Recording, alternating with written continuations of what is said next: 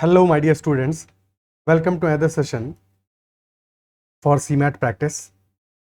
चलिए सेशन को स्टार्ट करते हैं. If you have not connected with me on Telegram, you can join me on Telegram at ADITYAKT और join the Telegram group CAT ZAT MBA. तो first question लेते हैं आज के सेशन का. So this is a previous year question from CMAT 2021. So there are two statements, typical CMAT question. दो statement given है और हमें आइडेंटिफाई करना है कि इनमें से कौन से स्टेटमेंट करेक्ट हैं, कौन से इनकरेक्ट हैं. फर्स्ट स्टेटमेंट कह रहा है in the sequence of numbers 30, 90, 182, 306, 462 and P, the term P is 650. So there is a series जिसका पैटर्न हमें आइडेंटिफाई करना है और फिर रिकॉग्नाइज करना है कि लास्ट टर्म क्या होगा. 30, 90, 182, 306 और हर एक क्वेश्चन है पॉज करके पहले खुद से सॉल्व करने की कोशिश करनी है, फिर सॉल्यूशन देखना है. ओके तो 30 से 90 में there is a increase of 60. 90 से 182 में इंक्रीज है 92 का. देन इंक्रीज है 182 से 306 में 120, 306 में 124 का.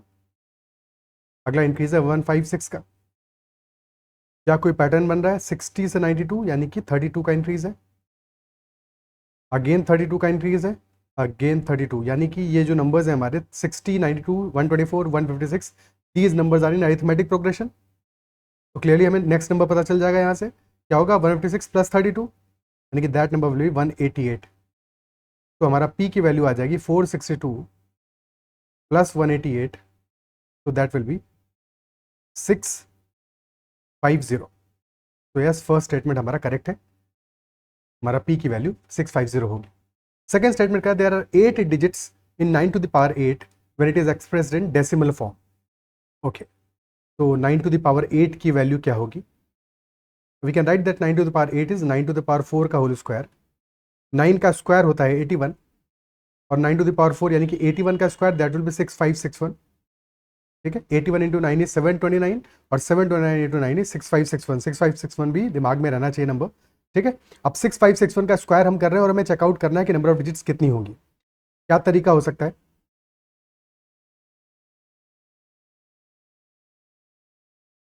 तो वी नो 6561 हमारा 6000 से बड़ी वैल्यू है और 7000 से छोटी वैल्यू है. तो 6000 का स्क्वायर से बड़ा नंबर होगा 6561 का स्क्वायर और डेफिनेटली 7000 के स्क्वायर से छोटा नंबर होगा.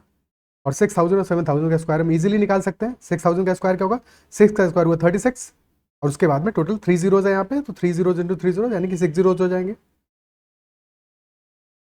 ओके 8 डिजिट का नंबर है ये, टोटल 8 डिजिट्स है. सिमिलरली 7000 का स्क्वायर हो जाएगा 49 and then that followed by 6 zeros यानी कि again this is also 8 digit number. ये दोनों ही 8 डिजिट नंबर है और हमारा 6561 का स्क्वायर इन दोनों के बीच में लाई करेगा. So if this is a 8 digit number, this is also 8 digit number, definitely हमारा जो नंबर है बीच का 6561 का square that will also be a 8 digit number. So definitely हमारा सेकंड स्टेटमेंट भी करेक्ट है. क्या इस बात को अप्रिशिएट कर पा रहे हो? ठीक है, और भी ज्यादा हमें क्लोज अगर जाना पड़ता तो 65 के स्क्वायर को यूज कर लेते, 6500 का स्क्वायर को यूज कर लेते, क्योंकि 65 का स्क्वायर क्या होगा? 65 का स्क्वायर होगा 6 इंटू 7 4225. ओके उसको भी यूज कर सकते थे हम. और क्या तरीका हो सकता है इस क्वेश्चन को सॉल्व करने का? अगर हमें एग्जैक्टली डिजिट्स निकालनी है और लॉग का हम इस्तेमाल कर सकते हैं. कैसे करेंगे वो समझते हैं. ठीक है, वो समझते हैं कि 9 टू द पावर 8 है और पहले इसको पूरा इरेज कर देते हैं, तभी बेटर हम इस्तेमाल कर पाएंगे. ठीक है, तो 9 टू द पावर 8 है, लॉग लेंगे तो this will become log of 9 to the power 8 यानी कि this will be equal to 8 times log of 9 और 9 हमारा होता है 3 का स्क्वायर. तो अगेन हम इसको लिख सकते हैं log of 3 square which will be nothing but 2 times log 3, तो ये 16 टाइम्स लॉग ऑफ 3 हो जाएगा. ओके और लॉग ऑफ 2 की वैल्यू होती है 0.301. ये वैल्यूज हमें याद रहनी चाहिए. लॉग ऑफ 3 की वैल्यू होती है 0.477 और अगर कभी लॉग ऑफ 5 की वैल्यू की जरूरत पड़े तो लॉग ऑफ 10 1 होता है और 1 minus log of 2 that is log of 5, तो लॉग ऑफ 5 हो जाता है 0.699. तो these values you should remember. Log 3 है 0.477, तो 16 इंटू 0.477 ये नंबर कितना आएगा? 16 4 जा 64, तो 6.4 आ गया और 16 7 जा 112, तो अराउंड ये 7.6 के आसपास की वैल्यू आएगी.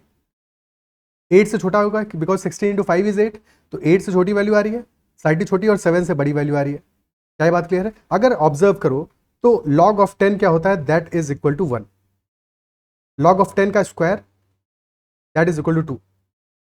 तो अगर 2 से बड़ा हमारा किसी भी वैल्यू नंबर का अगर लॉग हमारा 1.5 आ रहा है तो उसमें नंबर ऑफ डिजिट्स कितनी होगी, क्योंकि 10 के स्क्वायर में नंबर ऑफ डिजिट्स कितनी है, 3 है।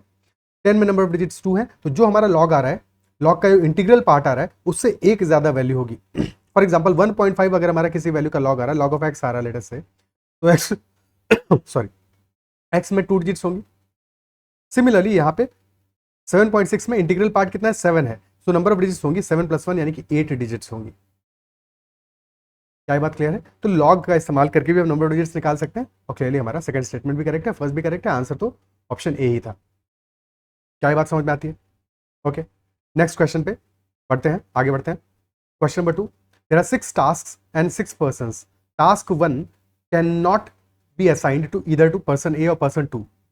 सिमिलरली टास्क 2 के लिए कंडीशन गिवन है, must be assigned to either person 3 और पर्सन 4। टास्क 1 के लिए कहा गया है कि पर्सन 1 या पर्सन 2 को असाइन नहीं कर सकते, और टास्क 2 के लिए the condition is that it must be assigned to person 3 और person 4।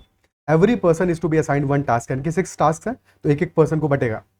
In how many ways can the assignment be done, that is our question. Okay, that is our question.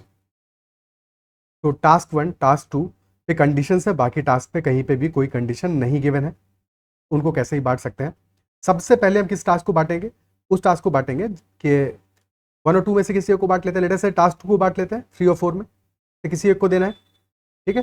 तो task 2 के लिए हमारे पास कितने options हैं, 2 choices हैं, किसी भी एक को दे दोगे, ठीक है। Person 1, person 2, person 3, person 4, person 5 and person 6। Later से हमने पर्सन 3 को दे दिया टास्क 2, किसी भी एक को दे सकते हैं, नंबर ऑफ चॉइसेस 2 है हमारे पास।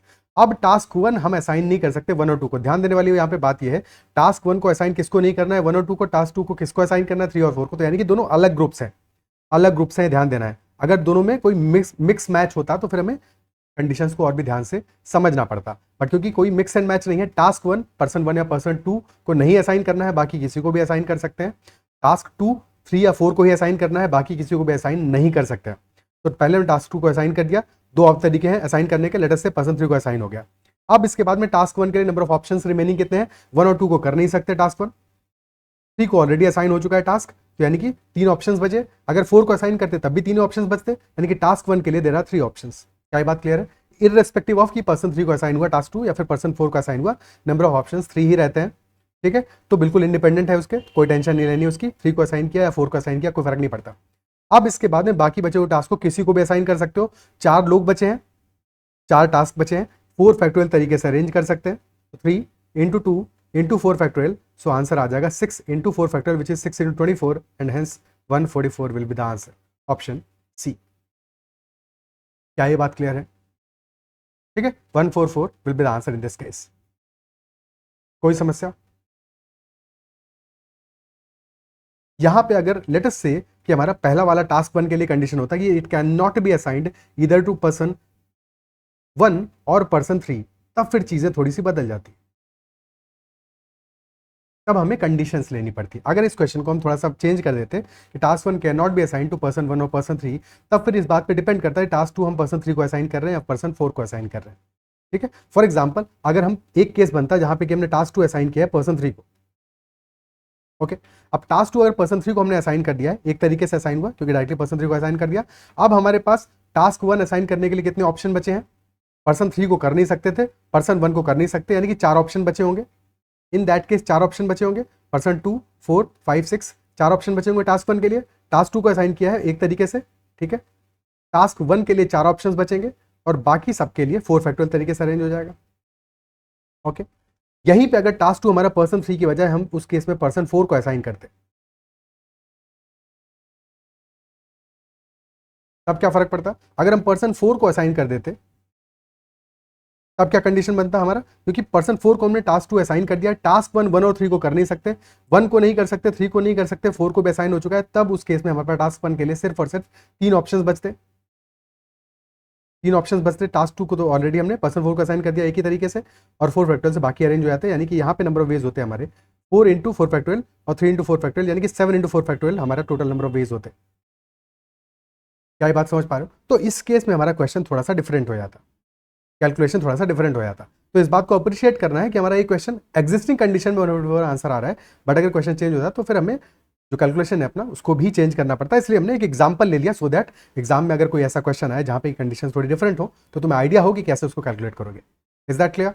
चलो अगला क्वेश्चन करते हैं। Question number 3, the set of numbers, दो स्टेटमेंट अगेन गिवन है, टिपिकल सीमैट टाइप क्वेश्चन।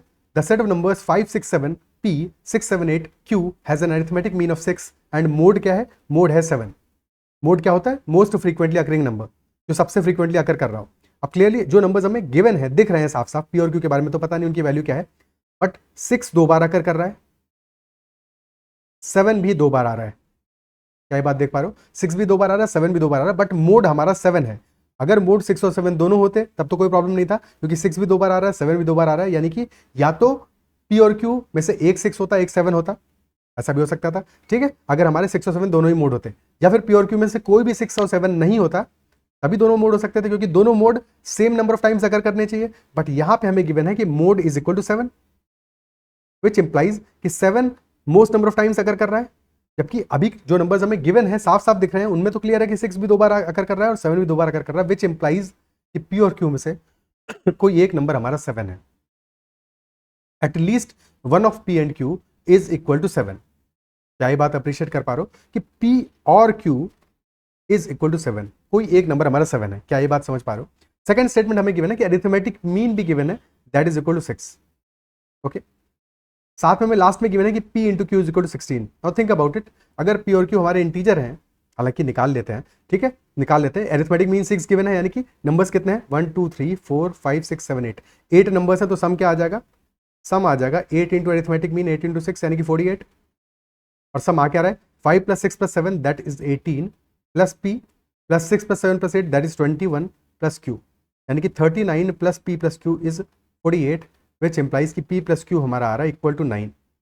और अगर एक नंबर 7 है तो दूसरा 2 हो जाएगा, एक 7 है दूसरा 2 हो जाएगा, तो मल्टीप्लिकेशन हमारा 14 आएगा, और फॉर श्योर 14 आएगा, कोई और डाउट नहीं है उसमें। तो p इंटू क्यू हमारा 14 आना चाहिए था, बट गिवन है 16, so the first statement is definitely not correct, this is not correct. Is that clear? तो फर्स्ट स्टेटमेंट तो अपना करेक्ट नहीं है। सेकंड स्टेटमेंट की बात करते हैं। सेकंड स्टेटमेंट कह रहा है let p and q be two positive integers हैं, such that p plus q plus p into q is equal to 94, then p plus q is equal to 20। ये हमें कंक्लूड करना है। कैसे करेंगे? एक तो है p plus q is equal to 20 से हम देखते हैं क्या पॉसिबिलिटी है कि नहीं है, और फिर एक बार हम सॉल्व करके भी देखेंगे। ठीक है, पहले हम रिवर्स मेथड ट्राई करते हैं। तो अगर p plus q हमें 20 गिवन है, पुट कर दो अपनी इक्वेशन में। इक्वेशन क्या है? p plus q plus P Q is equal to 94, तो p प्लस क्यू को 20 पुट कर दो, तो यहां से हमारा आ जाएगा p into Q is equal to 74। अब 74 एक इंटरेस्टिंग नंबर है, 37 इंटू 2 है बेसिकली, और 37 एक प्राइम नंबर है। तो क्लियरली हमारा p और q की पॉसिबिलिटी क्या क्या हो सकता है? इधर इट विल बी 1 एंड 74, या फिर 2 एंड 37। क्या और कोई पॉसिबिलिटी बनेगी? कुछ भी और पॉसिबिलिटी नहीं बनेगी। तो अगर 1 इंटू 74 है तो p प्लस क्यू हमारे यहाँ से आ जाएगा 75, 20 तो हो नहीं सकता। और अगर 2 इंटू 37 है तो p प्लस क्यू यहाँ से आ जाएगा हमारा इक्वल टू 39, अब भी 20 नहीं आ सकता, यानी कि किसी भी केस में p प्लस क्यू हमारा 20 को रख के हमने चेक किया, सेटिस्फाई नहीं कर रहा है, यानी कि second statement is also incorrect. Second statement भी हमारा इनकरेक्ट है। क्या ये बात क्लियर है? ठीक है, अब एक बार हम इक्वेशन से सॉल्व करने की कोशिश करते हैं। कैसे सॉल्व करेंगे इस इक्वेशन को? तो उसके लिए थोड़ा सा जुगाड़ बढ़ाना पड़ेगा, उसको समझते हैं। तो p प्लस पी क्यू हमारा गिवन है, दैट इज इक्वल टू 94। अगर हम दोनों इक्वेशंस में दोनों साइड में 1 ऐड कर दें, क्या फर्क पड़ेगा? Now this is 1 plus p plus q plus P Q and that is equal to 95। Okay, अब ध्यान से देखना, 1 प्लस p है और साथ में लास्ट के दो टर्म्स में से q कॉमन ले लो, तो यहाँ भी 1 प्लस p बच जाएगा and that will be equal to 95। Now 1 plus p में तो 1 कॉमन है ही है, so this is now 1 plus p into 1 plus q। ठीक है, ऐसा बनाने के लिए हमने 1 ऐड किया था, so that is equal to 95। और 95 अगेन हमारा क्या है? 19 इंटू 5 है, दिस इज 19 इंटू 5। ओके, सो या तो हमारा नंबर हो सकता है 5 इंटू 19, और या फिर नंबर हमारा हो सकता है 1 इंटू 95। अगर 5 इंटू 19 होगा तो p और q की वैल्यू क्या होगी? ऑर्डर कुछ भी हो, फर्क नहीं पड़ता, क्योंकि p प्लस क्यू हमें निकालना है अल्टीमेटली। p और q की वैल्यू क्या आ जाएगी? 4 एंड 18, इजंट इट सो? और सेकंड केस में हमारा 1 और 95 है, 1 और 95 होना पॉसिबल ही नहीं, बिकॉज फिर हमारा p 0 आ जाएगा या फिर q 0 आ जाएगा, तो ये वाला केस तो पॉसिबल ही नहीं है। तो क्लियरली हमारा p और q will be 4 and 18 in such a case, isn't it सो? और p प्लस क्यू यहाँ पे आएगा 22, 22 आएगा, इररिस्पेक्टिव ऑफ कि P हमारा 4 है या फिर Q 4 है, तो 20 तो नहीं आ रहा है, तो सेकंड स्टेटमेंट हमारा इनकरेक्ट है। क्या ये मेथड समझ पा रहे हो? ठीक है, ओके, अगले क्वेश्चन पे चलते हैं। Question number 3, a boat covers 24 kilometre upstream and 72 kilometre downstream in 8 hours while it covers 48 kilometer upstream and 108 kilometer downstream in 14 hours. So we have to find the speed of the boat in still water and the speed of the stream respectively. तो पहले वाले case में क्या है, 24 kilometre जा रहा है upstream और 72 किलोमीटर जा रहा है डाउनस्ट्रीम बोट, और टाइम लग रहा है उसको कितना, 8 hours का। लेट अस से कि डाउनस्ट्रीम का स्पीड है, अपस्ट्रीम का स्पीड है u, डाउनस्ट्रीम का स्पीड है d। एज वी नो कि अपस्ट्रीम स्पीड क्या होता है, अपस्ट्रीम स्पीड होता है बोट का स्पीड प्लस रिवर का स्पीड, सॉरी बोट का स्पीड माइनस रिवर का स्पीड। ठीक है, माइनस होता है बिकॉज अपस्ट्रीम में ऑपोजिट डायरेक्शन में जा रहे हैं, और डाउनस्ट्रीम स्पीड होगा बोट का स्पीड प्लस रिवर का स्पीड। ठीक है, तुम एक्स और वाई के नोटेशन में लिख रहे हो, यू प्लस वी के नोटेशन में लिख रहे हो, किसी भी नोटेशन में लिखो, बात समझ में आनी चाहिए। ठीक है, सो 24 किलोमीटर डिवाइडेड बाई अपस्ट्रीम जा रहा है तो यू कर दिया हमने। ठीक है, बी और आर को भी सेपरेट रखते हैं, और प्लस 72 डाउनस्ट्रीम जा रहा है तो टाइम लग गया 72 डिवाइडेड बाई डी, और टोटल टाइम लग रहा है 8 आवर्स का। ये पहली इक्वेशन हमारी बन गई। सिमिलरली सेकंड इक्वेशन बनेगी 48 divided by U plus 108 divided by D and this is equal to 14। ये सेकंड इक्वेशन है। अब यू और डी में से किसी एक को रिमूव करना है। हमें क्लियरली दिख रहा है यहाँ पे 24 बाई यू है, यहाँ पे 48 बाई यू है, तो पहली इक्वेशन में अगर हम 2 से मल्टीप्लाई कर दें, 2 से मल्टीप्लाई कर दें तो क्लियरली हमारा यू वाला पार्ट तो कैंसिल आउट हो जाएगा, और फिर सेकंड इक्वेशन को सब्ट्रैक्ट कर दो तो ये तो कैंसिल आउट हो गया। 2 इंटू 72 यानी कि 144 by D minus 108 by D, ये आ गया 36 बाई डी, और 2 इंटू, ध्यान रखना है राइट हैंड साइड में भी, 2 इंटू 8 16 माइनस 14 यानी कि ये वैल्यू आ रही 2, तो यहाँ से डी हमारा आ गया 36 by 2 which is equal to 18 kilometre per hour. Downstream speed हमें मिल गई 18 किलोमीटर पर आवर। ठीक है, अब सिर्फ और सिर्फ क्या इस इक्वेशन से हमारा डाउनस्ट्रीम स्पीड से आंसर सॉल्व हो जाएगा, क्योंकि ऑप्शंस तो ऑलरेडी हमें गिवन है। 18 सम किस केस में आ रहा है, पहले वाले केस में आ रहा है, दूसरे में नहीं आ रहा है, तीसरे में नहीं आ रहा है, चौथे में नहीं आ रहा है, तो क्लियरली हमारा आंसर आ जाएगा ऑप्शन ए। क्वेश्चन खत्म हो गया। क्या ये बात समझ पा रहे हो कि हमें जल्दी से जल्दी क्वेश्चन को खत्म करना था, या फिर हम क्वेश्चन के ऑप्शंस को भी डायरेक्टली ट्राई करने के लिए सोच सकते थे कि ऑप्शन किसी भी एक ऑप्शन को चेकआउट कर लेते, बट उससे अगर हमारा ऑप्शन फिट नहीं करता दूसरे ऑप्शन को चेक करते, फिर तीसरे को चेक करते, और ऑलरेडी सिंपल सी क्वेश्चन है जिसको सॉल्व इजीली किया जा सकता है। क्या बात क्लियर है? सेकंड मेथड क्या होता, अगर हमारे पास दो ऑप्शन फंसते कि फिर हम किसी एक इक्वेशन में पुट कर देते डी की वैल्यू 18। फॉर एग्जांपल पहले इक्वेशन में पुट कर दिया तो 24 बाई यू प्लस 72 बाई 18 यानी प्लस 4 इज इक्वल टू 8, तो यहां से यू हमारा आ गया 6 किलोमीटर पर आवर। ठीक है, अब डी आ गया 18 kilometre per hour, downstream speed है 18 किलोमीटर पर आवर, अपस्ट्रीम आ गई 6 किलोमीटर पर आवर, तो हमारा बोर्ड की स्पीड क्या आ जाएगी, बोर्ड की speed in still water that will be equal to 18 plus 6 divided by 2 which is equal to 12, और रिवर की स्पीड आ जाएगी 18 minus 6 divided by 2 which is equal to 6 only. तो B and R 12 and 6 kilometre per hour respectively. Next question करते हैं। By selling mangoes at the rate of 64 for rupees 2000 the vendor loses 40% है, 40% है, 40 नहीं, vendor loses 40%, how many should he sell for rupees 1000 so as to gain 20%। पहले वाले case में 40% loose कर रहा है, यानी कि अगर 40% का नुकसान हो रहा है 100% में से, विच इंप्लाइज कि 60% of the cost price he is recovering, 60% of the cost price he is recovering. और सेकंड वाले केस में उसको क्या करना है, उसको चाहिए गेन 20% का, यानी कि 120% ऑफ कॉस्ट प्राइस उसको चाहिए। तो अगर 64 mangoes he selling for 2000 rupees, in such a case 60% of cost price वो रिकवर कर पा रहा है, isn't it so? ठीक है, अब एक मेथड ये हो सकता है कि हम कॉस्ट प्राइस निकाल लें और उसके बाद में आगे बढ़े, बट उससे भी आसान तरीका हमारे पास है, बिकॉज यहाँ पे हमें चाहिए कि 120% ऑफ कॉस्ट प्राइस चाहिए, जो कि 60% का जस्ट डबल है, जस्ट डबल है, isn't it so? तो यानी कि हमें अपना जो रिवेन्यू चाहिए वो अभी जो मिल रहा है 64 मैंगोज को 2000 में सेल करने पे जो मिल रहा है वो आधा अमाउंट मिल रहा है, हाफ द अमाउंट मिल रहा है, हमें डबल द अमाउंट चाहिए। ठीक है, तभी तो 120% होगा, यानी कि इफेक्टिव अगर यही सेम 64 मैंगोज को ये सेल करे 4000 रुपीज पे जस्ट डबल अमाउंट पे, in such a case this will be 120% of CP, यानी कि हमारा टारगेट पूरा हो जाएगा। ठीक है, अगर कोई और वैल्यू गिवन होता, लेट अस से यहाँ पे वैल्यू गिवन होता, ये साथ में समझाते चल रहा हूँ, ठीक है, लेट अस से हमें गिवन होता कि 50% प्रॉफिट चाहिए, 50% प्रॉफिट चाहिए, इन सच ए केस हमें 150% ऑफ कॉस्ट प्राइस चाहिए होता। ठीक है, अभी 60 मिल रहा है तो तुम 2000 में मल्टीप्लाई कर देते, 150 बाई 60 से जो भी वैल्यू चाहिए होता उससे मल्टीप्लाई कर देते, तो तुम्हें अपना अमाउंट मिल जाता। क्या बात क्लियर है? यहाँ पे तो इसकी जरूरत नहीं है, यहाँ स्ट्रेट अवे सीधे डबल करने से काम चल रहा है। तो 64 मैंगोज अगर 4000 रुपीज में वो सेल करता है, in such a case he will be gaining 20%। But उसको कितने मैंगो सेल करने 1000 रुपीज पे, दैट इज द क्वेश्चन। और 4000 हमें पता चल गया है, तो डिवाइड बाई 4 कर दो दोनों साइड में, काम हो जाएगा अपना। यानी कि 16 मैंगोज को सेल करे वो 1000 रुपीज में। तो answer will be 16 mangoes, option D. Okay, this is also previous year question from CMAT examination, शायद 2018 का क्वेश्चन है। क्या अप्रिशिएट कर पा रहे हो?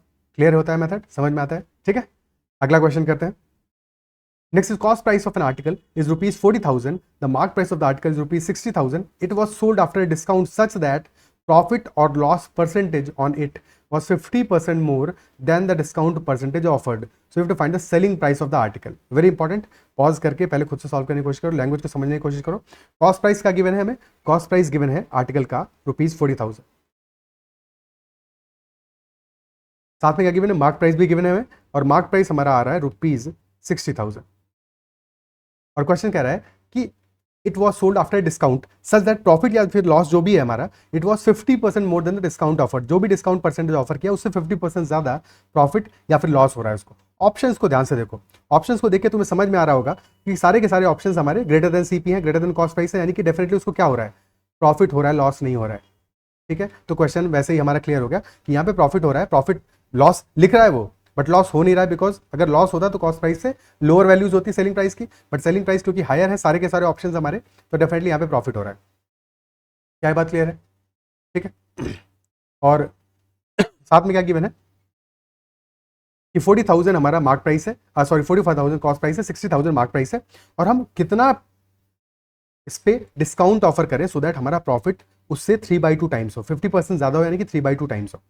भाई 50% यानी कि 1/2 हुआ, तो अगर टू हम डिस्काउंट ऑफर कर रहे हैं तो 3 यूनिट्स का हमें प्रॉफिट होना चाहिए। क्या बात क्लियर है? ठीक है, ओके। तो क्लियरली मार्क प्राइस हमारा कितना ज्यादा है? 50% ज्यादा है, 50% ज्यादा है, इजंट इट सो? और वी नो कि मार्क प्राइस से हमने मार्कअप किया, इसके बाद में डिस्काउंट देंगे, और इफेक्टिवली इससे हमें क्या मिलेगा? अपना प्रॉफिट परसेंटेज मिलेगा। लॉस मिलता तो भी इसी से मिलता, लॉस में बस वैल्यू नेगेटिव हो जाती। तो मार्क प्राइस से पहले मार्कअप किया, फिर डिस्काउंट दे रहे हैं, उससे इफेक्टिवली हमें प्रॉफिट परसेंटेज मिल रहा है। मार्कअप कितने से किया है? 40,000 60,000 में गए हैं, यानी कि 50% से हमने मार्कअप किया है, 50% से मार्कअप किया है। ठीक है, और उसके बाद में डिस्काउंट दे रहे हैं, और डिस्काउंट की वैल्यू क्वेश्चन से पूछा है कितना हम डिस्काउंट देने वाले हैं, तो लेट अस से X% का हम डिस्काउंट दे रहे हैं।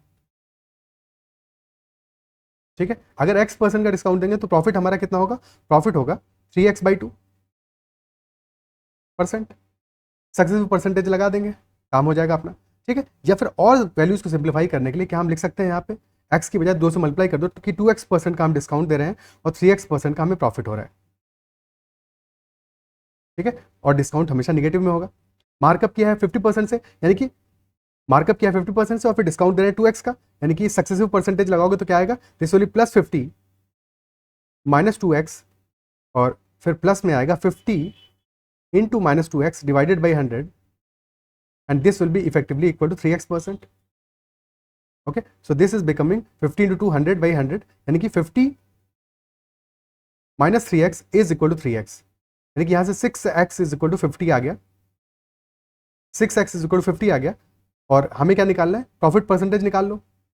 3x की वैल्यू क्या आ जाएगा? 3x will be equal to 25%। 25% का प्रॉफिट हो रहा है, तो CP अगर हमारा 40,000 रुपीज है, तो सेलिंग प्राइस कितना आ जाएगा? तुम प्रॉफिट ऐड कर दो, प्रॉफिट 25% है, यानी कि 10,000 रुपीज है, तो डेफिनेटली हमारा कॉस्ट प्राइस आ जाएगा 50,000 रुपीज। सेलिंग कॉस्ट प्राइस बोल रहा हूँ, सेलिंग प्राइस आ जाएगा 50,000 रुपीज, ऑप्शन बी आंसर आ जाएगा। क्या ये बात क्लियर है? ठीक है, ओके। या फिर ऑप्शन से भी ट्राई कर सकते थे। फॉर एग्जांपल तुम ऑप्शन से ट्राई करते तो तुमने पहली वैल्यू ली 48,000, ओके। अगर 48,000 तुम वैल्यू ले रहे हो तो क्लियरली प्रॉफिट कितना हो रहा है? 40,000, 20% का प्रॉफिट हो रहा है, और 60,000 से 48,000 पे जा रहे हो, यानी कि 20% का ही तुम डिक्रीज कर रहे हो, यानी कि जो तुम्हारा डिस्काउंट है दैट इज इक्वल टू 48,000 के केस में क्या है? Discount is equal to profit percentage, discount percent profit percent equal है 3/2 टाइम्स नहीं है। Isn't it so? Isn't it so? क्या ये बात समझ पा रहे हो? यानी कि डेफिनेटली डिस्काउंट परसेंट हमें कम देना पड़ेगा, कम डिस्काउंट दोगे तभी तो ज्यादा प्रॉफिट होगा, क्योंकि प्रॉफिट हमें चाहिए ज़्यादा, तो डिस्काउंट कम दोगे, isn't it so, come discount दोगे, यानी कि तुम्हारा जो सेलिंग प्राइस है वो ज़्यादा बड़ी वैल्यू रहती है 48,000 से, यानी कि 45,000 तो आंसर नहीं होगा। इसलिए हमेशा स्टार्ट जब भी करो तो स्टार्ट करो बीच की किसी वैल्यू से, किसी भी एक्सट्रीम से स्टार्ट मत करो, हमें डायरेक्शन पता चल जाता है। ठीक है, तो अब डायरेक्शन पता है, या तो 50 होगा आंसर या फिर 54 होगा। ठीक है, 54 ट्राई कर लो। 54 ट्राई करते हो तो क्या होगा, 54 के केस में तुम्हारा प्रॉफिट कितना हो रहा है, प्रॉफिट इज 14,000, 14/40 यानी कि 35% का प्रॉफिट हो रहा है, 35% का प्रॉफिट हो रहा है। ठीक है, और डिस्काउंट कितना दे रहे हो, 10% का डिस्काउंट दे रहे हो। 54,000 में डिस्काउंट परसेंट है हमारा 10% और प्रॉफिट परसेंट है 35%। तो again not matching, not matching, तो अपना आंसर पक्की बात है 50,000 होना चाहिए, 50,000 होना चाहिए। क्या बात क्लियर है? ठीक है, और 50,000 को ऑप्शन की तरह भी ट्राई कर सकते थे, बस वहाँ पे थोड़ा परसेंटेज निकालने में थोड़ा सा कैलकुलेशन टिपिकल होता है, इसलिए हमने ईजी ऑप्शंस को ट्राई किया। तो ऑप्शन से भी तुम जा सकते हो और प्रॉपर्ली भी कैलकुलेट कर सकते हो। मेरे हिसाब से ऑप्शंस जाना ज़्यादा बेटर ऑप्शन होगा, अगर ऑप्शंस हमारे पास कूल है, इस तरह के हैं कि जहाँ पे कि सिंपली कैलकुलेशन बहुत आसान है। अदरवाइज फिर परसेंटेज कैलकुलेशन से जाओगे तो तुम्हारे लिए बढ़िया पड़ेगा। क्या ये बात क्लियर है? ठीक है, नेक्स्ट क्वेश्चन पे चलते हैं। Next is suppose you have a currency named miso in three denominations. इस बार जो इन्फेक्शन हुआ है, बड़ा थ्रोट इन्फेक्शन बड़ा लंबा चल गया, काफ़ी दिनों से प्रॉब्लम दे रहा है। ठीक है, क्वेश्चन को पॉज करके एक बार सॉल्व करने की कोशिश करो।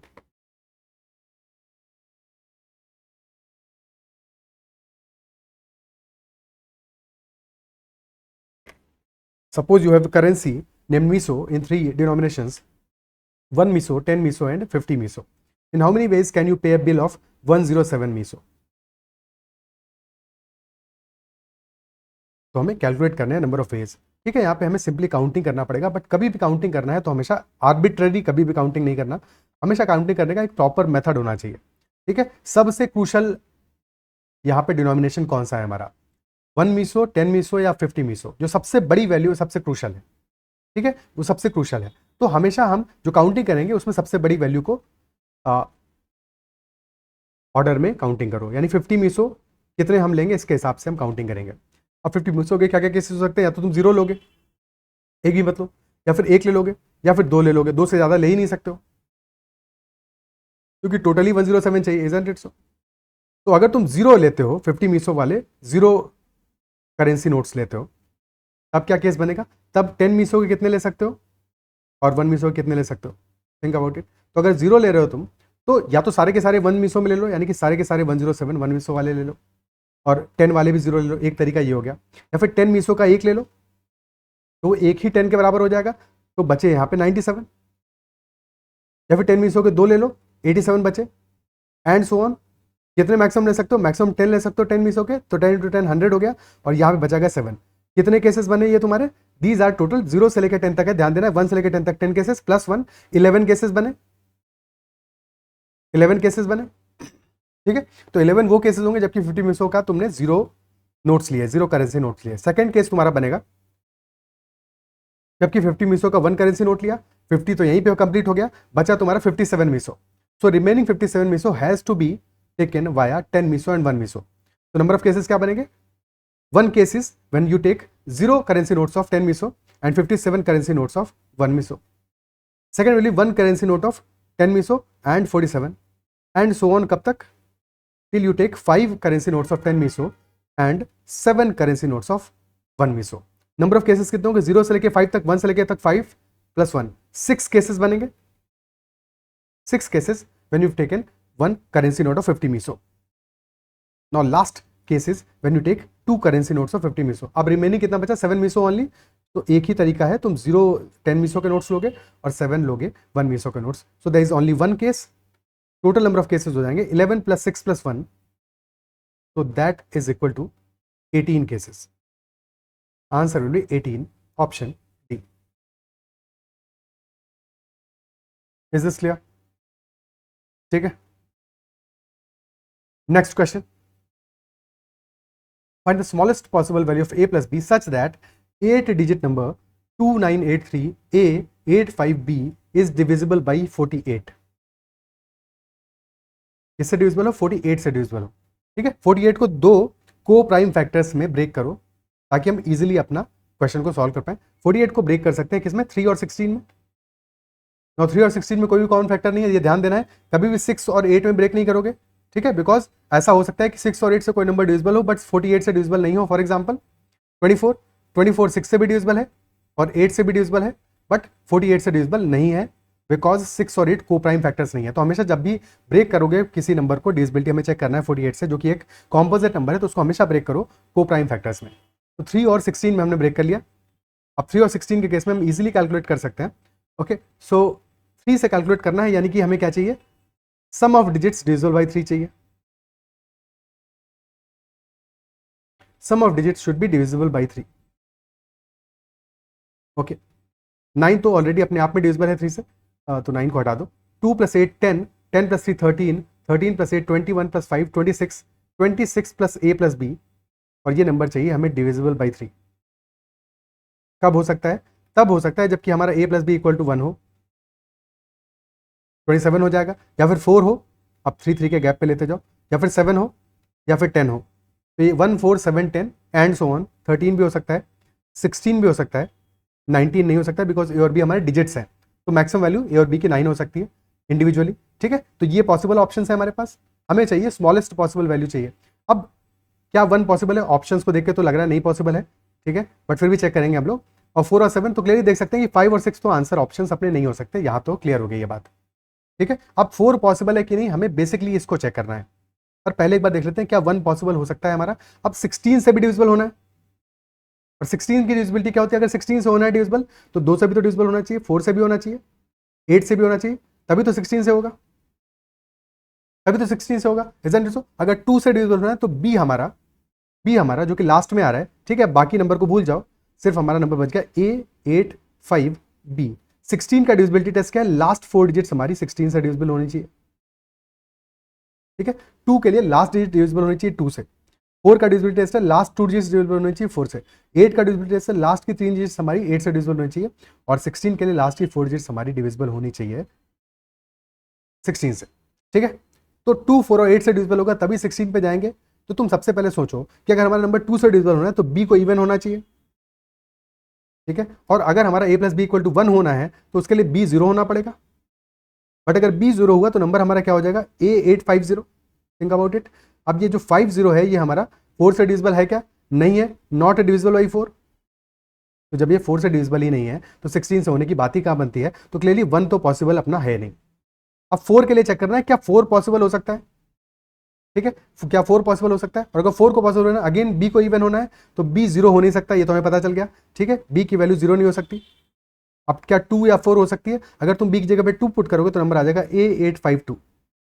नाउ थिंक अबाउट इट, 52 तो हमारा 4 से डिविजिबल है, ये तो डिविजिबल बाई 4 है, बट क्या 852 हमारा डिविजिबल बाई 8 है, नहीं है। 800 तो हमारा डिविजिबल बाई 8 है, but 52 is only divisible by 4, 52 is not divisible by 8, तो ये पूरा 852 डिविजिबल बाई 8 नहीं है।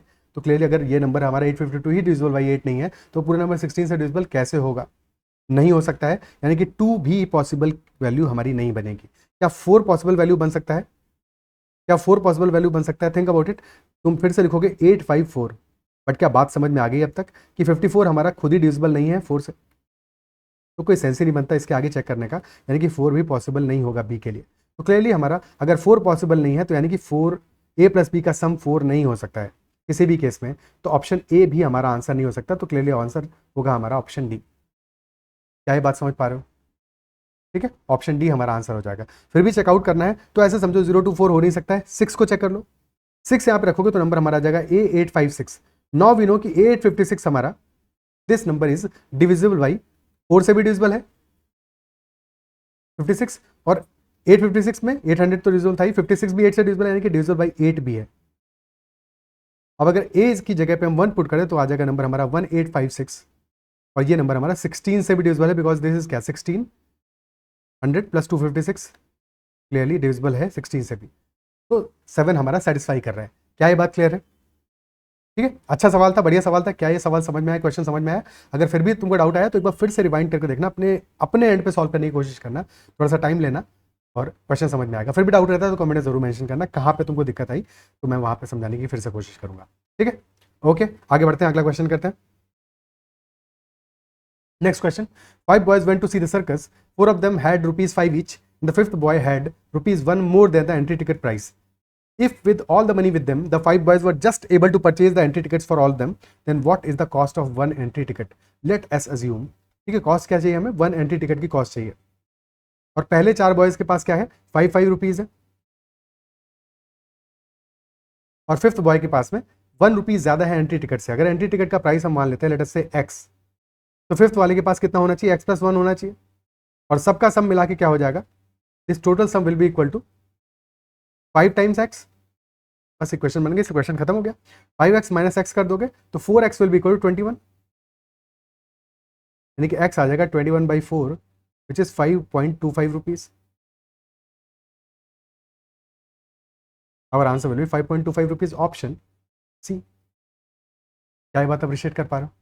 ठीक है, क्लियर है? सेकंड मेथड क्या हो सकता है इसी बात को समझने का? देखो 5 पहले जो बच्चे हैं उनके पास 5 रुपीज है, और फिफ्थ बॉय के पास में 1 रुपी एक्स्ट्रा है एंट्री टिकट से, और सबके रुपीज, सबका अमाउंट मिला के टोटल 5 टिकट्स ही खरीदे जा सकते हैं, विच इंप्लाइज कि जो पांचवा बंदा है इसके पास में अपने एंट्री टिकट का पैसा तो है ही है, साथ में एडिशनली 1 रुपी एक्स्ट्रा है। ये एक्स्ट्रा जो 1 रुपी है ये कहाँ जाएगा? ये 1 रुपी एक्स्ट्रा इन 4 बच्चों में डिस्ट्रीब्यूट होगा, इजंट इट सो? चारों में बराबर डिस्ट्रीब्यूट होगा तभी तो ये अपना टिकट परचेज कर पाएंगे।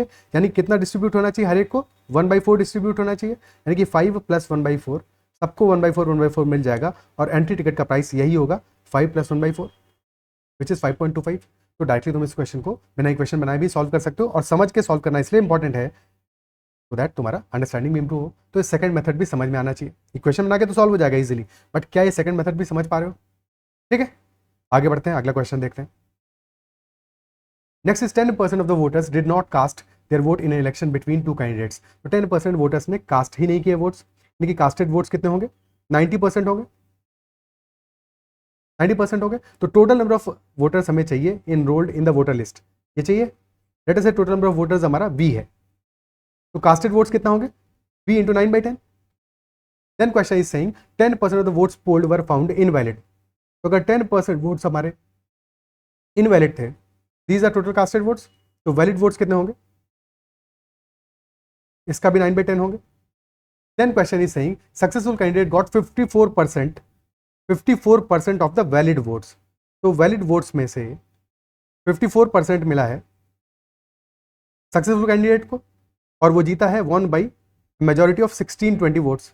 तो जो सेकंड कैंडिडेट है, अगर 54% इसको मिला है तो सेकंड को मिलेंगे 46% बचे हुए वोट्स, बचे हुए वैलिड वोट्स। तो डिफरेंस कितना आएगा? 8% का, यानी कि 8% of valid votes is equal to कितना?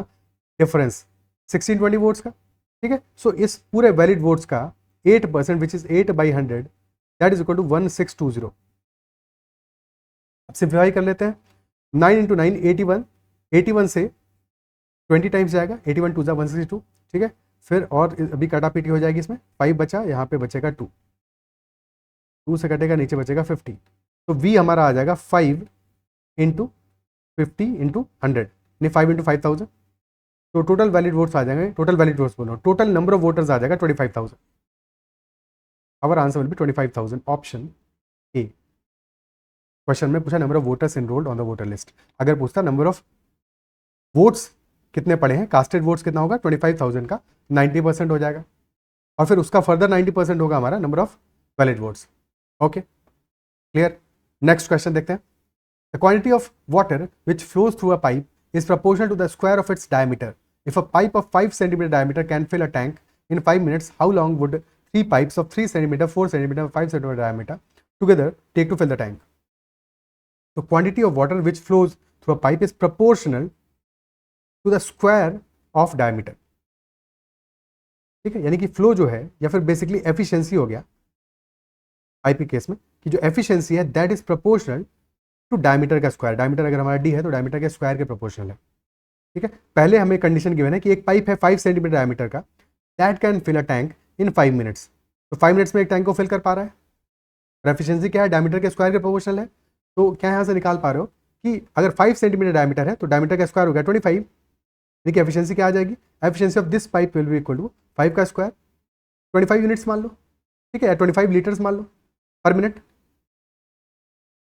ओके, ठीक है, 25 लीटर्स पर मिनट मान लिया, और 5 मिनट्स लग रहे हैं, यानी कि टोटल कैपेसिटी कितना हुआ 25 इंटू 5 125 लीटर्स कैपेसिटी हुआ टैंक का।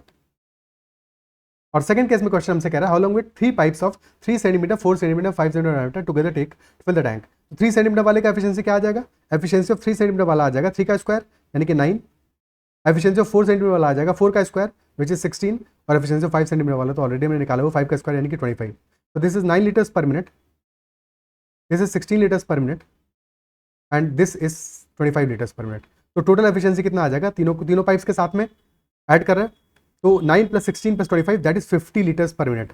This is the efficiency. ठीक है, लीटर्स पर मिनट सिर्फ समझाने के लिए लिख रहा हूँ, अदरवाइज तुम समझ गए होगे कि 9, 16, 25 एफिशिएंसी इसको ऐड कर दोगे टोटल 50 आ गया। हमारा इनिशियल केस में एफिशिएंसी था 25, अभी एफिशिएंसी 50 है, तो एफिशिएंसी अगर डबल हो गया है तो टाइम हो जाएगा हाफ, अदरवाइज डिवाइड करके देख लोगे तो टाइम लगने वाला है हमारा 125, total capacity 125 divided by 50 that is 2.5 minutes. Half the time लग रहा है ऑप्शन सी। क्या ये बात क्लियर है? ठीक है, ऑप्शन सी आंसर आ जाएगा। नेक्स्ट क्वेश्चन करते हैं। Arun is going via car to a destination 183 kilometers away. Speed of the car is 60 km per hour, and after every 24 minutes, he increases the speed of 5 km per hour. If he starts the journey at 8 a.m., at what time will he reach his destination? Car से जा रहा है, destination उसकी 183 kilometre away है, speed of the car is given है 60 kilometre per our, and after every 24 minutes he increases speed by 5 kilometre per our. If the he starts the journey at 8 a.m., at what time will he reach his destination? ठीक है, so pause करके question को solve करने की कोशिश करो।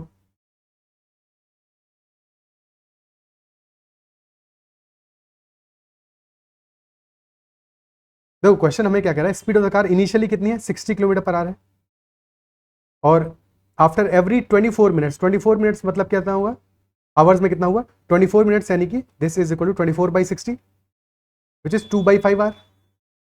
After every 2/5 hour he increases the speed by 5 kilometre per hour. तो 2/5 में डिस्टेंस कवर्ड कितना होगा, डिस्टेंस कवर्ड कितना होगा, यानी कि फर्स्ट 24 मिनट्स में क्या होगा,